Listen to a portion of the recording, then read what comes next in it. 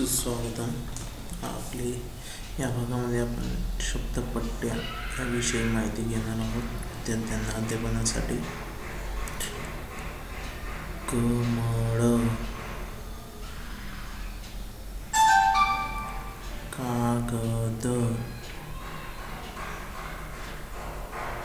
किनार, किमया, कुवत, कुपन, केर, कैद, कोर, कौल,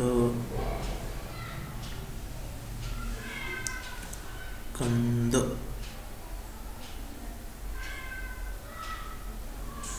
का